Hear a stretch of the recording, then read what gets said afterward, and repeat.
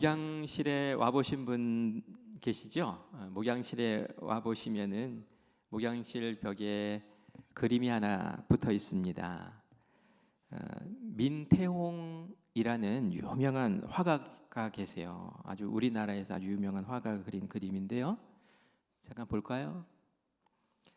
제가 마음이 어려우면 물끄러미 저 그림을 바라보면서 위안을 얻습니다. 여러분 무슨 그림인지 아시겠죠? 예수님이 양과 함께 있는 그림인데, 여러분 저 그림에 여러분이 제목을 붙이신다면 어떤 제목을 붙이시겠습니까? 한번 붙여보세요. 시작. 선한 목자. 맞아요. 선한 목자라는 그런 제목을 붙이시겠죠. 예수님이 제자들과 꼭 예수님을 따르는 사람들 궁금했거든요. 도대체 예수님이 어떤 분이실까 궁금해할 때에 예수님이 여러 가지 방법으로 비유로 설명을 하셨지만, 예수님은 자기 자신을 또 선한 목자라고 그렇게 표현을 하셨어요. 왜 예수님이 목자라고 말씀을 하셨을까요? 예수님을 이해하기에 목자처럼 좋은 또 이 비유가 없겠다라는 마음이 들었기 때문이죠.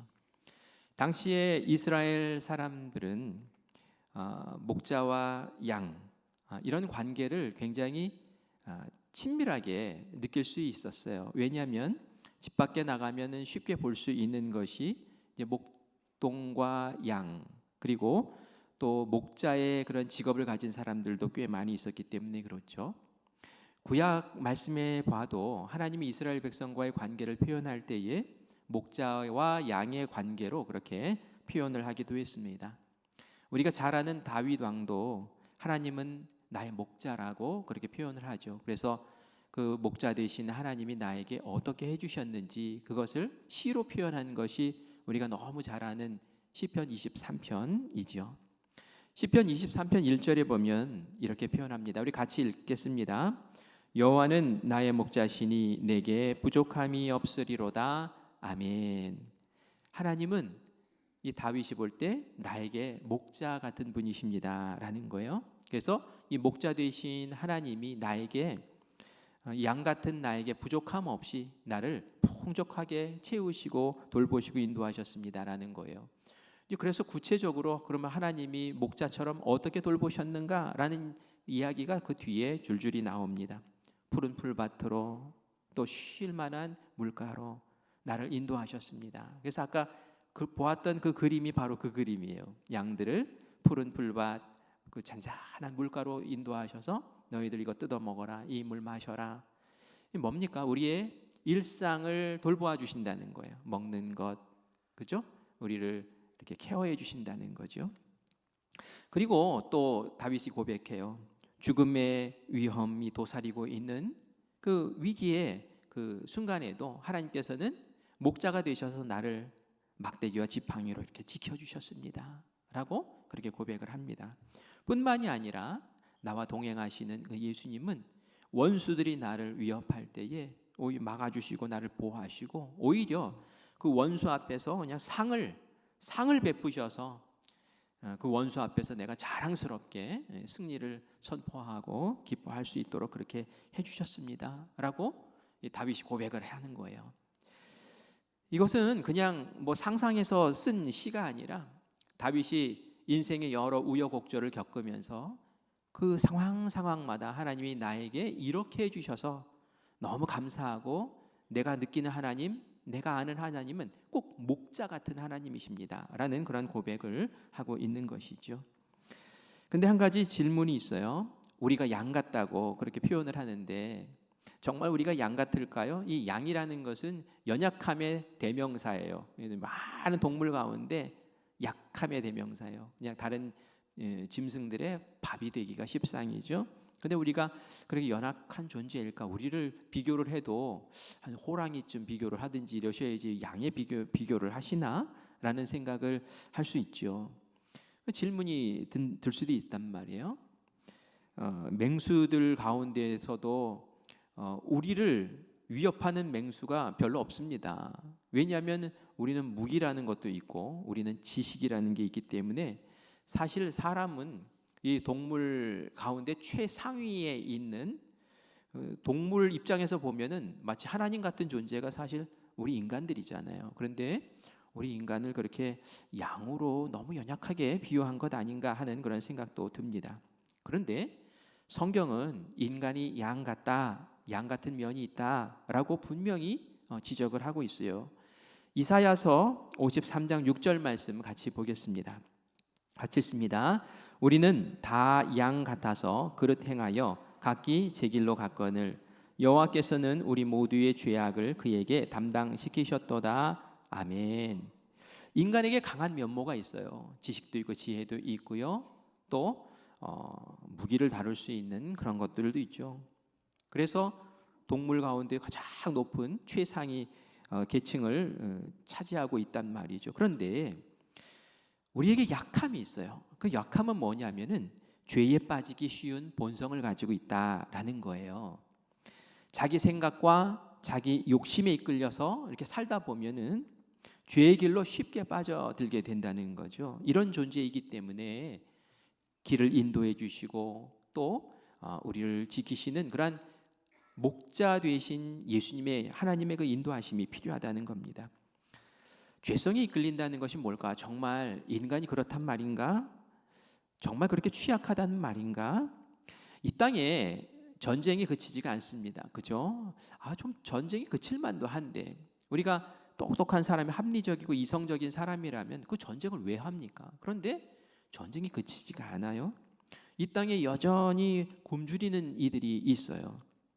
왜 그럴까요? 이것은 사람의 탐욕, 그 욕심, 거기에 이끌린 그러한 죄의 결과들인 것이죠. 사실 우리가 현재 생산하고 있는, 전 세계에서 생산하고 있는 곡물들은 이 지구상에 있는 모든 사람들을 먹이고도 남는 그러한 곡식을 거두고 있다고 얘기를 해요. 그런데 왜 지구 한편에서는, 저 아프리카 또 그런 지역에서는 우리가 TV에서 계속 보잖아요. 이 사람들 도와달라고. 이 아이들이 이게 바짝 그냥 메말라 있다고, 막 파리가 막 드글드글 달라붙고 있고 말이죠. 바짝 마른 아이들 보잖아요. 왜 이렇게 되느냐 말이에요. 그것은 과잉 소비하는 사람들이 있어요. 그리고 이 가격을, 곡물의 가격을 일정하게 유지하기 위해서 때로는 이 잉여된 이 곡물을 폐기시키기도 해요. 그 사람들에게 안 줘요. 그냥 바다에 처분을 하든지 뭐 그렇게 한단 말이에요. 또 낭비해요. 그러다 보니까 이 골고루 나눠지질 않는 거예요. 그러니 한 곳에서는 음식을 막 버리는가 하면 한 곳에서는 굶어 죽는 일들이 이게 벌어져요. 이게 똑똑한 인간이 그렇게 한다는 게 참 이상하잖아요. 왜 그럴까요? 탐욕이 있기 때문에. 우리 인간의 욕심 때문에 그런 거예요. 전쟁의 참상 가운데 우리가 가장 이렇게 생각할 수 있는 게 제2차 세계대전을 생각할 수 있죠. 그리고 히틀러가 일으킨 홀로코스트라는 걸 여러분 아시죠? 홀로코스트는 유대인들을 대량으로 학살한 그러한 사건을 얘기합니다. 이 히틀러가 어느 나라 사람입니까? 독일 사람이에요.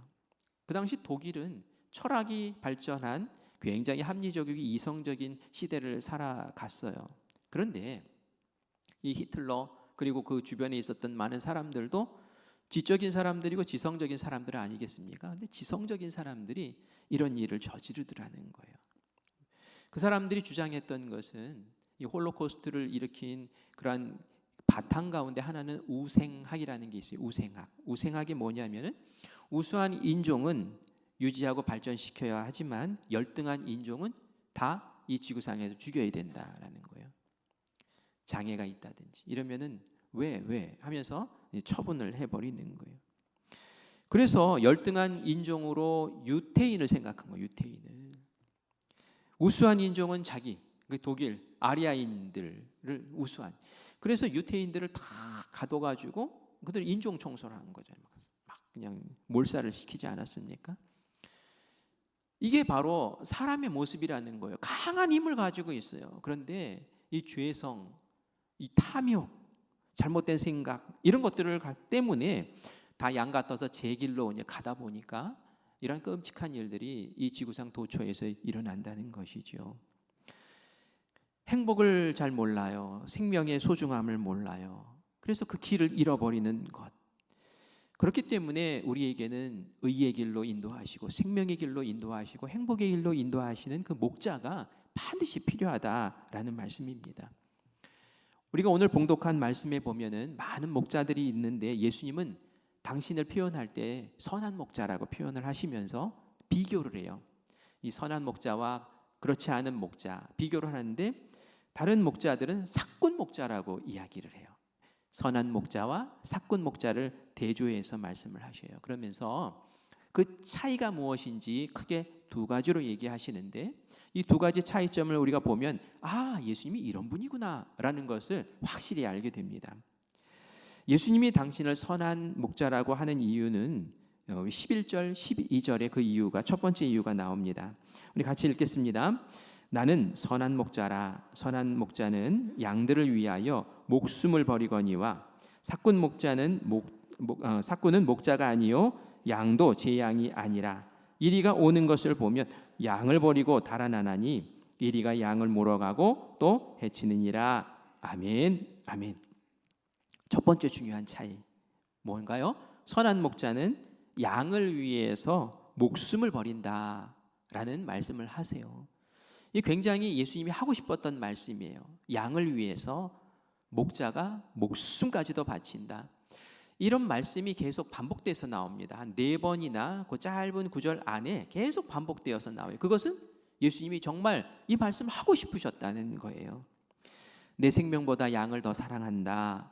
이것이 바로 예수님의 사랑 고백이라는 거죠. 아이들에게 물어봐요. 부모님이 엄마가 아빠가 너 사랑하는데 너도 엄마 아빠 사랑하니? 사랑해요. 얼마나 사랑하니? 그럼 뭐라고 얘기합니까?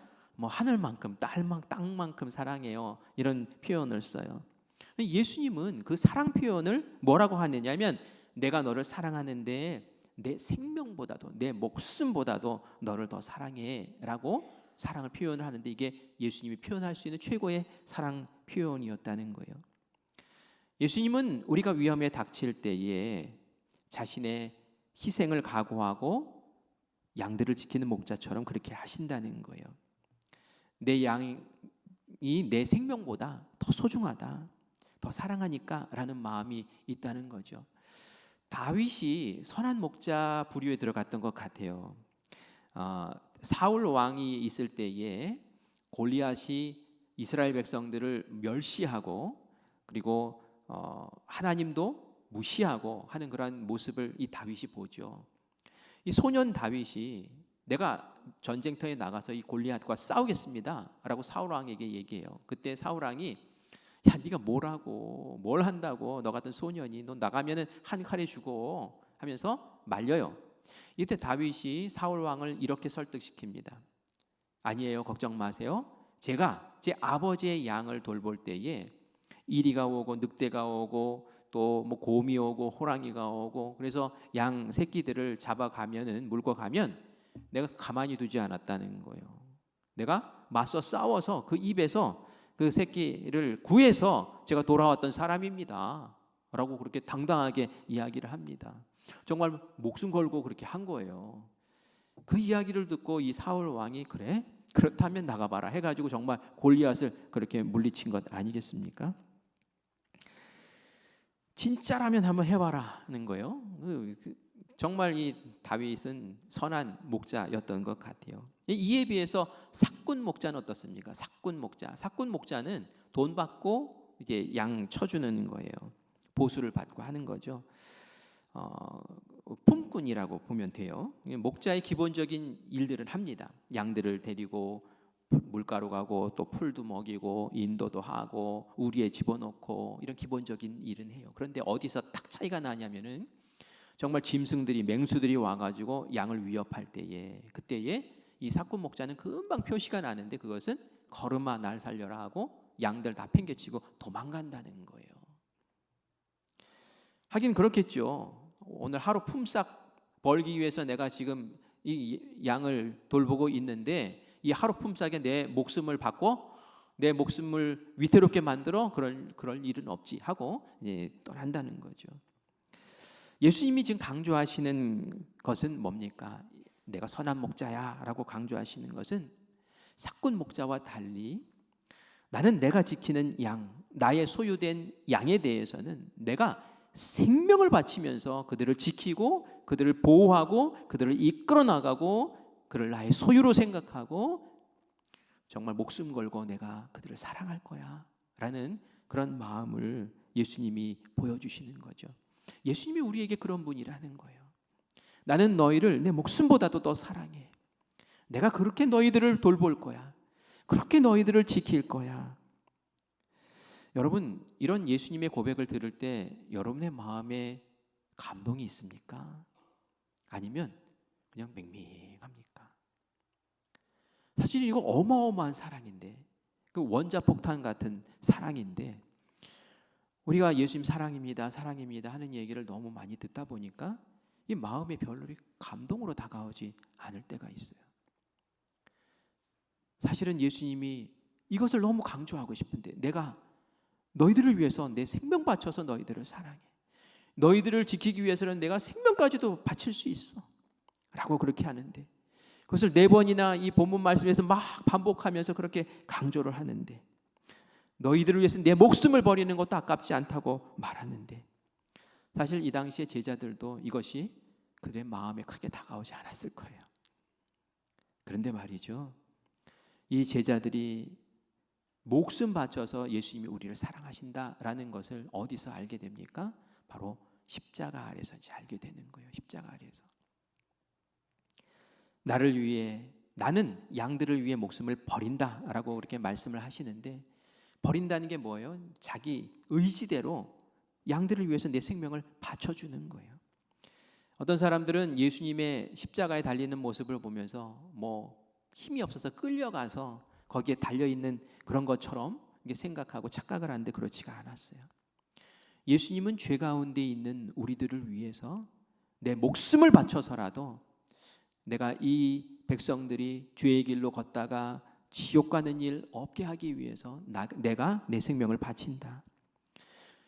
그래서 그 십자가에서 죽으신 거잖아요. 이 제자들이 그 십자가에 돌아가시는 그 예수님, 피 흘리시고 그 운명하시는 그 예수님의 모습을 보면서 그 마음이 이제 무너집니다.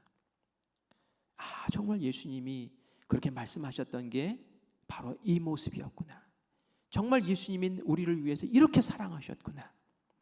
그리고 성찬식을 할 때마다 매일매일 모여서 성찬식을 하면서 그 예수님의 사랑을 묵상하고 그 예수님의 사랑 안에 젖어들고 그 예수님의 사랑으로 다시 그 마음을 세우고, 그 고난과 핍박 속에서도 예수님의 그 사랑 생각하면서는 나도 예수님의 그 사랑의 자리에 나도 갑니다 하면서 본인들의 생명도 아낌없이 예수님에게 내어놓을 수 있는 사랑의 역사가 있었다는 거죠. 우리가 신앙생활하면서 가장 소중히 여겨야 될 것은 바로 그것이에요. 예수님이 나를 사랑하셨습니다. 지금도 사랑하십니다. 그리고 앞으로도 영원히 나를 생명처럼 그렇게 사랑하실 분입니다 라는 거죠. 그것이 바로 예수님이 나는 너희들에게 선한 목자야 라고 당신을 소개하신 이유예요.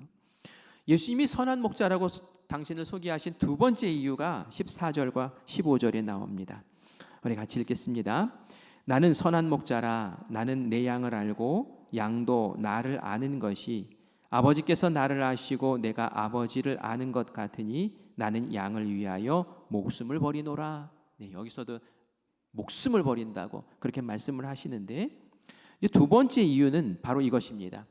내가 양을 안다. 내가 너희들을 안다는 거예요.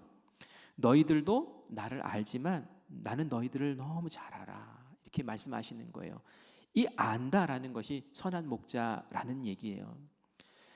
아니, 사꾼 목자들도 알지 않나? 그렇죠? 사꾼 목자도 양을 알아요. 양의 나이가 얼마나 되는지 사꾼으로 계속 일하면서 그 양의 이름들도 알고요. 저 양이 새끼를 낳았는지 아직 안 낳았는지 몇 마리 낳았는지 뭐 알 거 아니에요. 그런데 사꾼과 선한 목자이신 예수님은 그 알매 어떤 차이가 있길래 나는 너희를 안다라고 얘기를 하셨을까요? 그것은 오늘 말씀 가운데 나와요. 15절에 보면 이렇게 나와요. 아버지께서 나를 아시고 내가 아버지를 아는 것 같으니 라고 표현하고 있어요. 하나님과 예수님이 서로 아는 것처럼 내가 너희를 안다는 거예요. 그냥 이름 알고 나이 알고 뭐 생활과 형편 알고 이 정도 수준이 아니라는 거예요. 하나님과 예수님은 한 영이세요. 그죠? 얼마나 친밀한지 둘 사이에는 빈틈이 없어요. 하나님의 마음이 예수님의 마음이고 예수님의 마음이 하나님의 마음일 정도로 서로 긴밀히 알고 계시는 그 사이가 바로 하나님과 예수님 사이예요. 그런데 예수님이 우리를 알 때 그 정도로 아신다는 거예요. 이것은 이름만 아는 정도가 아니라 삶의 형편 정도만 아는 것이 아니라 우리의 모든 처지와 우리의 아픔과 우리의 속까지도 다 들여다보시고 아신다는 거예요. 우리가 이런 표현을 뭐 뚫어지게 한다 뭐 이런 표현도 쓰는데 그렇게 아신다는 거예요. 우리의 아픔을 잘 들어주세요. 우리의 슬픔과 속상함까지도 다 이해하세요. 이해하시고 공감하세요. 그리고 살펴주시고 그것으로 그치는 것이 아니라 사랑으로 생명을 바치는 그 사랑으로 우리를 회복시켜 주세요. 그게 목자 되신 예수님이 우리에게 내가 너희들의 목자야 하고 하신 말씀의 이유라는 거예요.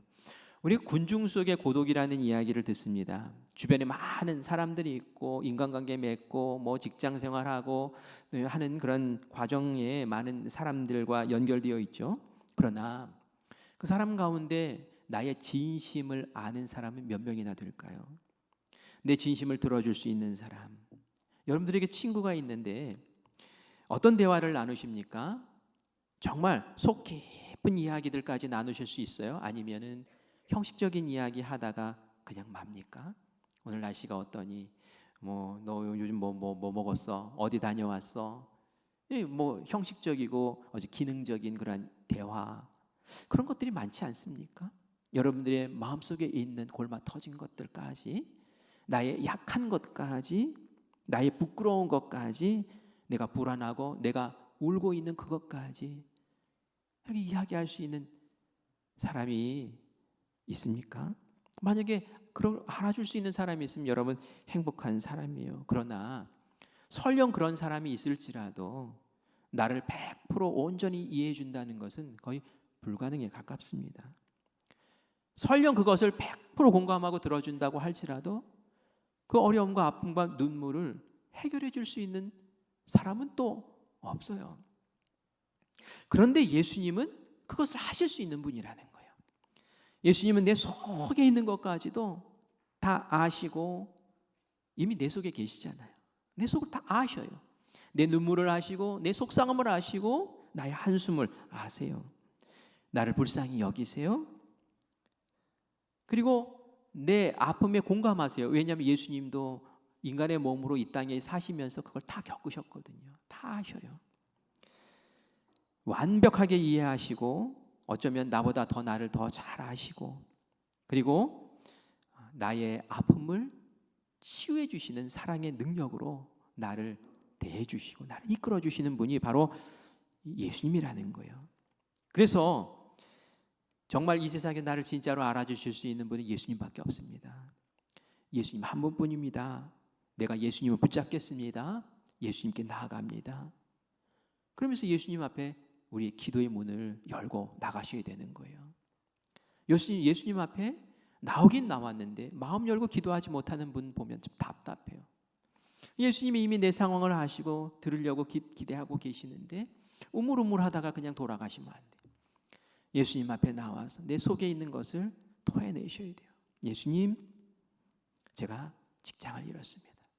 예수님, 제 아이가 너무너무 아픕니다. 예수님, 제가 인간과의 관계 속에서 너무 무너지고 너무 상처받고 너무 힘듭니다.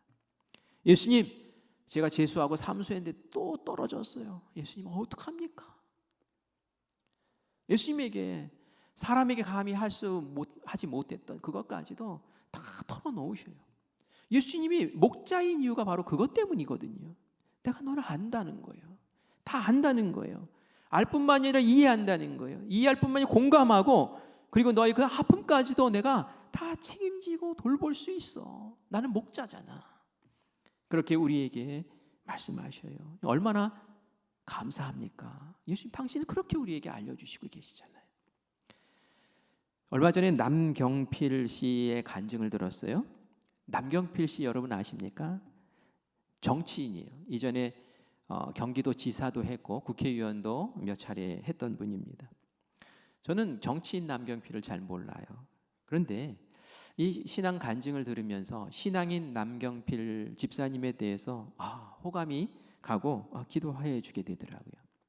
저는 옛날에 남경필 씨가 뉴스에 이렇게 언급되는 이야기를 들었어요. 아들이 마약을 하다가 검거되어서 뭐 이렇게 경찰서에 잡혀가고 막 이런 이야기가 나와요. 저는 남경필 씨 괜찮은 사람인 줄 알았는데 아이고 자식 농사는 제대로 못했구나. 겉보기에는 잘 나가는 사람도 한 가지씩 그렇게 가정에 아픔이 있다더니 정말 남경필 씨 저 사람은 그런 아픔이 있구나. 그러면서 좀 딱하더라고요. 이거 얼마나 국민적인 망신이에요. 그죠? 대망신을 하는 그런 모습을 보면서 저는 그냥 그렇게 스쳐 지나갔어요. 근데 얼마 전에 이 남경필 집사님의 간증을 들었는데 이전의 모습과는 전혀 다른 인생을 살아가고 있는 것을 보면서 경탄을 했습니다. 이 남경필 씨에게는 큰 아들이 있는데 이 큰아들에게 이제 너 좋은 대학 가서 좋은 직장 얻고 행복하게 잘 살아라 하는 마음으로 유학을 보내줬어요. 유학 가서 마약을 배운 거예요. 그리고 나서 마약 중독이 되어서 한국으로 돌아옵니다. 마약을 찾기 위해서 얻기 위해서 계속 거짓말을 하니까 이 가족 간의 신뢰가 다 깨지고 가족 간의 관계도 무너져 버려요. 이 아들은 나름대로 중독에서 벗어나기 위해서 막 노력을 하지만 안 돼요. 그래서 막 결정을 했어요. 어떻게 결정을 했냐면 내가 자수하자. 경찰에 자수하고 내 감옥에 갇히면은 그러면은 마약 상들하고 이렇게 만날 수가 없잖아요. 그러면은 그 안에서라도 내가 마약을 어떻게 끊을 수 있지 않을까 하고 경찰에 가서 자기가 가지고 있던 마약 증거물하고 자수를 했어요. 그런데 경찰이 어떻게 얘기했을까요? 집에 돌아가서 기다리라고 부르면 그때 와서 조사받으라고. 기다리는 그 시간에 또 마약하고 이러니 얼마나 답답하고 막막합니까? 마약하는 부모님들, 마약하는 자녀를 둔 부모님들은 똑같은 이야기를 하더라고요. 마약 중독은 한순간입니다. 한 번에 중독이 돼요. 한 번에 중독이 돼요. 한 번에, 단 한 번에. 그리고 마약에 중독되면 스스로 벗어날 수가 없습니다. 라고 이야기를 해요. 우리가 제3자적인 입장에서 그들을 보면은 의지가 어떻게 박약해. 어떻게 저러냐. 정신머리가 도대체 어떻게 돼가지고 자꾸 저렇게 마약을 하는 거야. 우리나라도 좀 강력하게 처벌을 해서 막 사형을 시켜버리든지 무기징역으로 다스리든지 이래야 되는 거 아니야? 하고 막 서슴없이 그렇게 말을 하지만 부모 입장은 그렇지가 않죠. 어떻게 해서든지 살려내려고. 왜냐하면 내 자식이니까. 내가 낳은 자식이니까. 이렇게 애를 쓴단 말이죠. 부모가 사랑하는 마음이 있어서 사랑을 쏟고 또 자녀를 이해해 보려고 애쓰고 노력하고 힘쓰지만 마약을 벗어나게 하는 방법은 이 부모의 손을 이미 벗어난 거예요. 안 되더라고요. 그래서 이 집사님도 사실 교회 집사님 다니는 집사님인데 표를 얻기 위해서 교회를 다녔대요.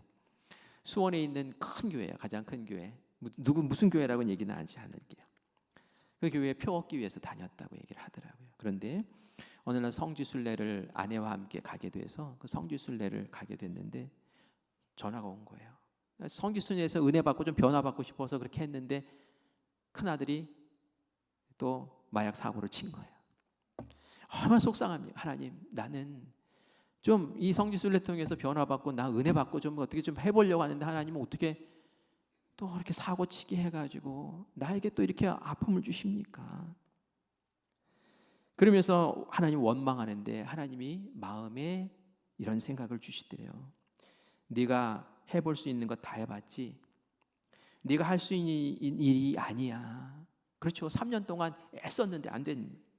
네 아들 나에게 맡겨라 라는 음성이 들리더라는 거예요.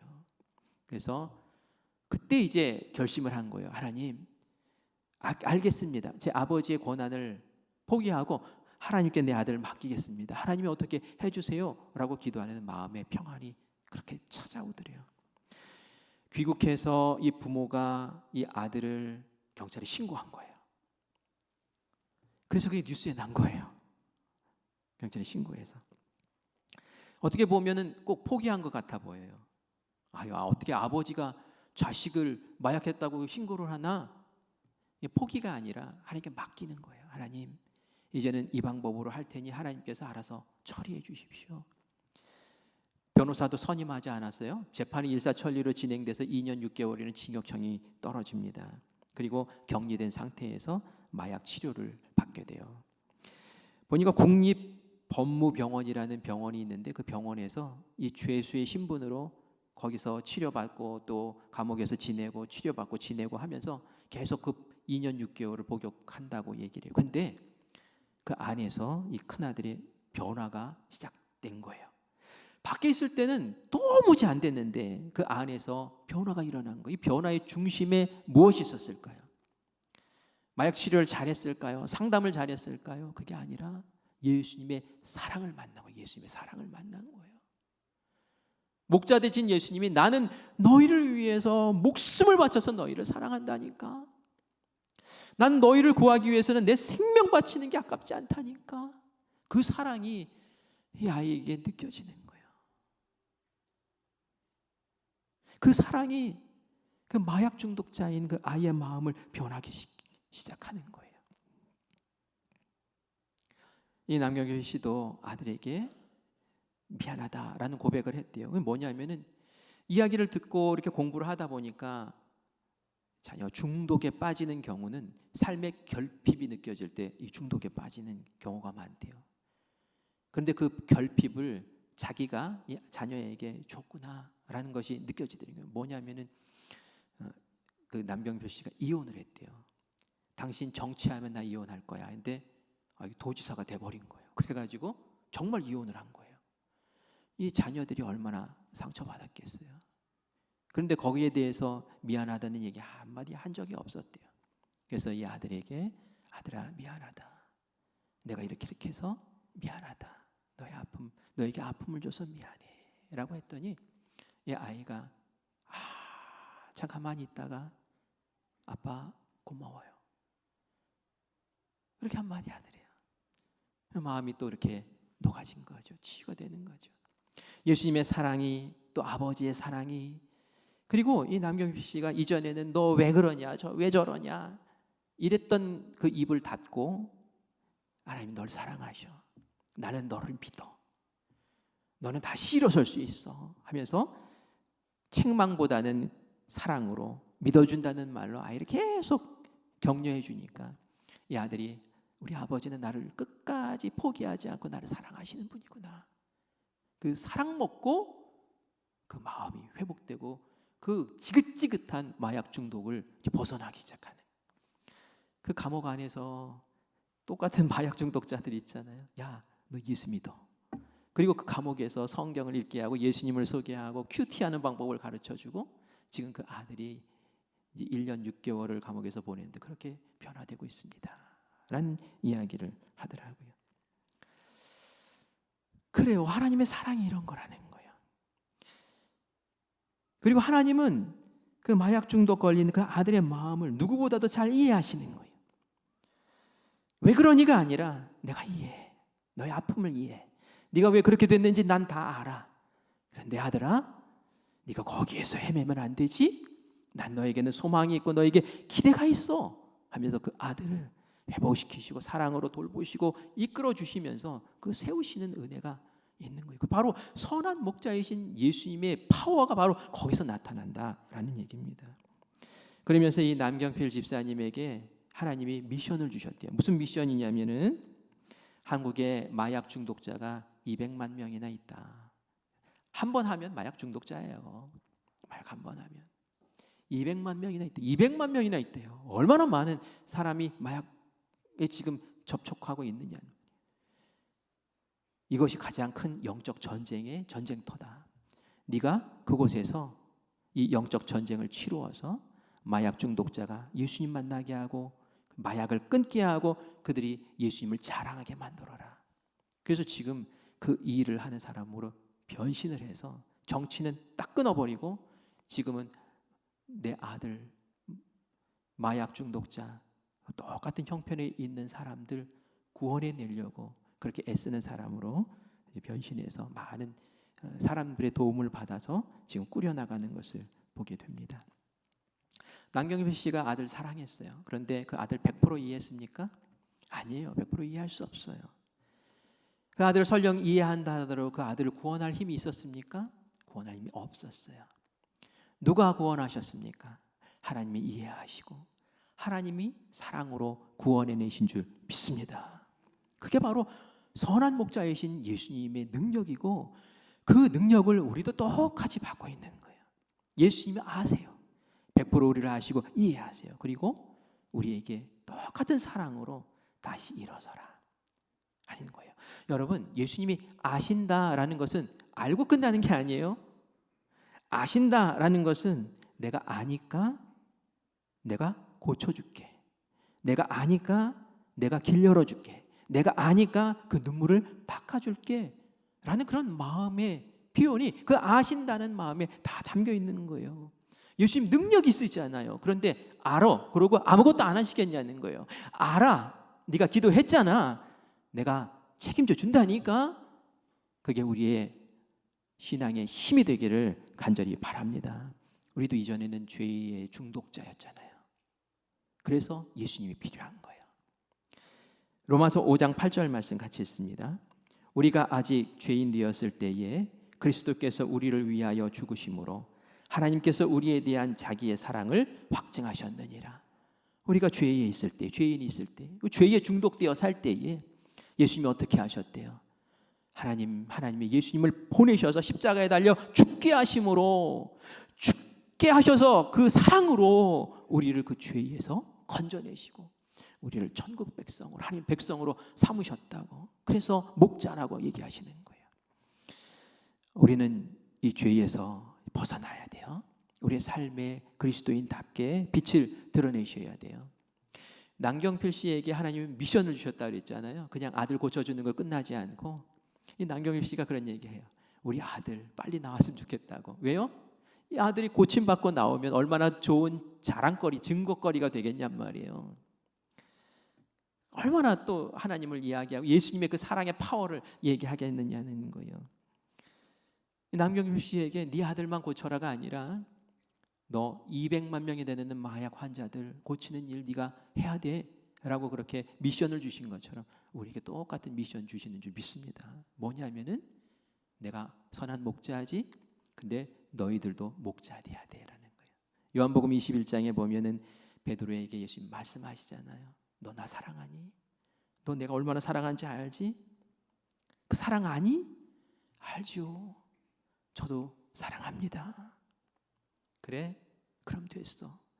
네가 나의 사랑을 알고 내가 얼마나 너를 사랑하는지 알고 너도 나를 사랑하면 너도 목자 될 수 있어. 너도 목자 돼야 돼. 선한 목자 돼야 돼. 하면서 미션을 주셨어요. 우리 교회에는 양도 있지만 목자도 많이 있습니다. 사역자들도 목자하고요. 우리 장로님들도 목자세요.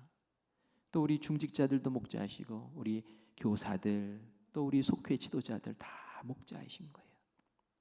우리 권사님들도 목자세요.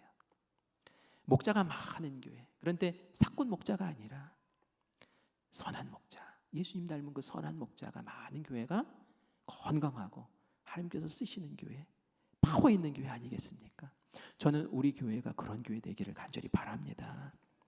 사꾼처럼 그렇게 하지 말고 정말 예수님처럼 제가 선한 목자로 하나님이 주신 미션 맡아서 감당하겠습니다. 길 헤맨 양들 돌봐 세우겠습니다. 그것이 선한 목자 되신 예수님이 우리에게 마지막으로 바라시는 그런 소망인 줄 믿습니다. 여러분 가슴에 한번 손 얹어 보세요. 그리고 이렇게 고백해 볼까요? 주님 감사합니다. 저를 사랑해 주셔서 너무 감사합니다. 저를 너무 잘 알아주셔서 감사합니다. 저도 예수님 닮은 선한 목자 되겠습니다. 그 기도를 예수님 들어주실 줄 믿습니다. 아멘.